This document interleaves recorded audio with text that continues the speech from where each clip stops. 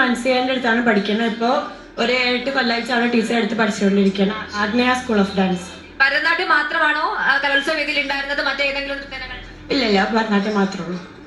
Result വന്നിട്ടില്ലല്ലോ, കഴിഞ്ഞിട്ടില്ല അല്ലേ മത്സരങ്ങൾ?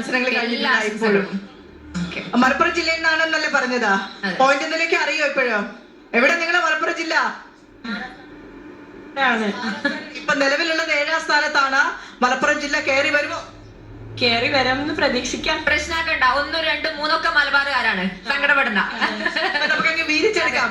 ഓക്കെ, ഏതായാലും ദേവനന്ദ മോളുടെ, ദേവനന്ദ നല്ല പേര് പറഞ്ഞതാ, ദേവനന്ദയുടെ മനോഹരമായ ഭരതനാട്യം, ഇതിന്റെ കോസ്റ്റ്യൂം, ഈ ഭരതനാട്യത്തിനൊക്കെ മേക്കപ്പ് ഏറ്റവും കൂടുതൽ അട്രാക്റ്റീവ് ആണ്.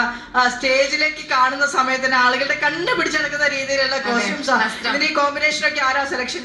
ഡ്രസ്സൊക്കെ ടീച്ചർ തന്നെയാണ് സെലക്ട് ചെയ്യുന്ന എല്ലാ കാര്യങ്ങളും. ടീച്ചറാണ് മേക്കപ്പും ഡ്രസ്സും എല്ലാം. മേക്കപ്പ് ആർട്ടിസ്റ്റ് രാകേഷ് എന്ന് പറഞ്ഞിട്ടുള്ള ഒരു മാസ്റ്ററാണ് ചെയ്തത്. ഓർണമെന്റ്സും മാസ്റ്ററാണ്. ഡ്രസ്സ് കോസ്റ്റ്യൂം ഒക്കെ ടീച്ചറുടെ. എത്രാം ക്ലാസ്സിലാണ് പഠിക്കുന്നത്? +2 പഠിക്കും.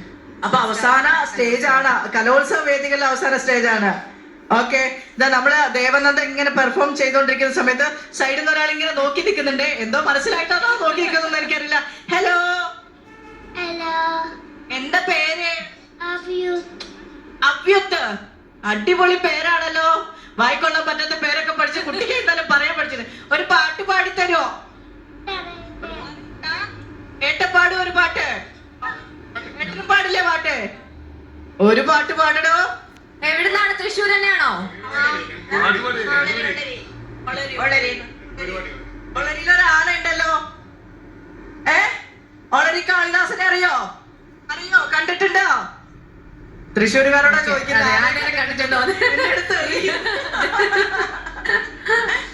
അപ്പോൾ അങ്ങനെയാണ് കലോത്സവത്തിന് എത്തിയത്. കോയമ്പത്തൂരിൽ നിന്ന് വന്ന ചേട്ടനുണ്ട്, ഒളരിയിൽ നിന്ന്. ഇത്രയും ദിവസം സ്കൂളുകളുണ്ട്, തമിഴ്നാട്ടിൽ നിന്ന് നമ്മൾ കണ്ടു. അതെ, സേലത്തിൽ നിന്ന് വന്ന ആളുകളൊക്കെ. അപ്പൊ അങ്ങനെ കലോത്സവം തൃശ്ശൂരുകാർ മാത്രമല്ല, തൊട്ടപ്പുറത്തെ സംസ്ഥാനക്കാരും ജില്ലക്കാരും ഒക്കെ ഏറ്റെടുത്ത ഇങ്ങനെ മുന്നോട്ട് പോകുന്ന ഒരു കാഴ്ചയാണ് നമ്മൾ ഇങ്ങനെ കണ്ടുകൊണ്ടിരിക്കുന്നത്. ഏതായാലും കണ്ണൂർ ജില്ലയുടെ അപ്രമാദിത്യം ഇങ്ങനെ തുടർന്നു കൊണ്ടിരിക്കുന്നു. സാധാരണ കലോത്സവത്തിന് 1, 2 ദിവസങ്ങളിലൊക്കെ 1ാം സ്ഥാനം ഇങ്ങനെ മാറാറുണ്ട്. പക്ഷെ എന്തുകൊണ്ടോ കണ്ണൂർ ഇതുവരെ 1ാം സ്ഥാനം 2ാം ദിനം മുതൽ കണ്ണൂർ ജില്ലയുടെ ആധിപത്യമാണ് നമ്മൾ കാണുന്നത്. കുറെ കാലത്തിന് ശേഷം കപ്പ് ധരിച്ച് കണ്ണൂരിലേക്ക് കൊണ്ടുപോകാൻ തന്നെയാണോ കണ്ണൂരിലെ വിട്ടുകൊടുക്കുമോ, പകരം കോഴിക്കോടുകാർ കൊണ്ടുപോകുമോ? അതിനിടയിൽ കയറി വന്നൊരു സുഹൃത്ത് പാലക്കാട് ജില്ല കൂടെയുണ്ട്. 2ാം സ്ഥാനത്ത് 3 ജില്ലകളാണ് നിലവിൽ നിൽക്കുന്നത്: പാലക്കാട്, തൃശ്ശൂര്, കോഴിക്കോട്. അപ്പോൾ 2ാം സ്ഥാനത്ത് ആര്, 3ാം സ്ഥാനത്ത് ആര്, 1ാം സ്ഥാനത്ത് ആര് എന്നുള്ളത് ഉദ്വേഗജനകമായ ചോദ്യത്തിന്റെ ഉത്തരം നമുക്ക് ഏതായാലും നാളെ ഉച്ചയോട് കൂടി പറയാൻ കഴിയുള്ളൂ. അപ്പോൾ നമ്മള് പല വേദികളിൽ പല മത്സരങ്ങൾ കണ്ടു. വേദികളിൽ തത്സമയം മത്സരങ്ങൾ കണ്ടുകൊണ്ടിരിക്കുന്നത്. നമുക്ക് മത്സരത്തിനെ കുറിച്ചുള്ള റിപ്പോർട്ട് കൂടെ കണ്ടാലോ? നങ്ങ്യാർകൂത്തിനെ കുറിച്ചുള്ള റിപ്പോർട്ടാണ് നമുക്ക് കാണാൻ പോകുന്നത്. അപ്പോൾ എന്താണ് നങ്ങ്യാർകൂത്ത്, എന്താണ് നങ്ങ്യാർകൂത്തിന്റെ പ്രത്യേകത എന്നൊക്കെ നമുക്ക് ഈ റിപ്പോർട്ട് കാണണം. മുഖത്ത് മിന്നിമായുന്ന ഭാവങ്ങൾ, ചെറുപുഞ്ചിരി, കാണികളെ കലയിലെ ഭാവത്തിനൊപ്പം സഞ്ചരിപ്പിക്കുന്ന അഭിനയ മികവ്, മുദ്രകളും ശ്ലോകങ്ങളും സ്വായത്തമാക്കിയുള്ള അഞ്ജലയുടെ പകർന്നാട്ടം. തൃത്താലപ്പോട്ടൂർ മോഡൽ ഹയർ സെക്കൻഡറി സ്കൂളിലെ +1 കൊമേഴ്സ് വിദ്യാർത്ഥിനിയായ അഞ്ജല 3ാം തവണയാണ് സംസ്ഥാന സ്കൂൾ കലോത്സവ വേദിയിൽ എത്തുന്നത്. കലയ്ക്ക് ജാതിയോ മതമോ തടസ്സമാകില്ലെന്ന് തെളിയിച്ചുകൊണ്ടുള്ള യാത്ര.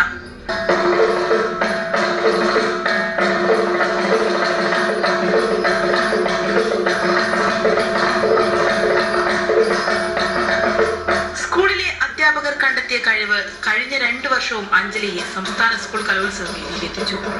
എതിർപ്പുകൾ വകവെക്കാതെയായിരുന്നു 3ാം തവണയും അഞ്ജല മത്സരിക്കാനായി എത്തിയത്. അതിന് ഇരട്ടി സന്തോഷമുണ്ട് ഈ കൊച്ചു കലാകാരിക്ക്. എനിക്ക് വളരെയധികം സന്തോഷമുണ്ട്. കാരണം ആർക്കും അങ്ങനെ കിട്ടാത്തൊരു കഴിവാണ് കിട്ടിയത്. അതുകൊണ്ട് ഞാൻ അതിൽ അഭിമാനിക്കുന്നു. PP അങ്ങാടിയിലെ സ്വകാര്യ സ്ഥാപനത്തിൽ ജോലി ചെയ്യുന്ന ഉമ്മ സി റഹീനയുടെ പൂർണ്ണ പിന്തുണയാണ് അഞ്ജലിയുടെ കരുത്ത്. എതിർപ്പുകൾക്കിടയിലും മകളുടെ കലാപരമായ താല്പര്യങ്ങൾക്ക് ഒപ്പം നിൽക്കുന്ന ഉമ്മ തന്റെ മകളുടെ നേട്ടത്തിൽ അഭിമാനിക്കുന്നു. എങ്ങനെയെന്ന് വെച്ചാൽ അവൾക്ക് കലകളോട് ഇഷ്ടമാണ്. ഡാൻസുകളൊക്കെ ചെയ്യുമായിരുന്നു. അങ്ങനെ സ്കൂളുകാരാണ് ഇവിടെ കല കണ്ടെത്തിയത്. അപ്പോൾ ചെയ്യട്ടെ എന്ന് ചോദിച്ചപ്പോൾ കുഴപ്പമില്ല. ഞാൻ ആദ്യത്തെ വർഷം 2ാമത്തെ വർഷം ചെയ്തു, 3ാമത്തെ വർഷം ഇപ്പോൾ അതാ സ്റ്റേറ്റ് വരെ എത്തി. പിന്നെ എല്ലാ സപ്പോർട്ടും സ്കൂളിൽ നിന്നും കൊടുക്കുന്നുണ്ട്, പിന്നെ ഞാൻ എൻ്റെ ഭാഗത്തുനിന്നും ഉണ്ട്. അങ്ങനെ സപ്പോർട്ട് ചെയ്തിട്ട് ഇതുവരെ എത്തിയിട്ടുണ്ട്. കലയോടുള്ള അഭിനിവേശത്തിന് മുന്നിൽ മതപരമായ വേർതിരിവുകളോ എതിർപ്പുകളോ തടസ്സമാകില്ലെന്ന് തെളിയിച്ചുകൊണ്ട് അഞ്ജലിയുടെ കലാജീവിതയാത്ര തുടരുകയാണ്.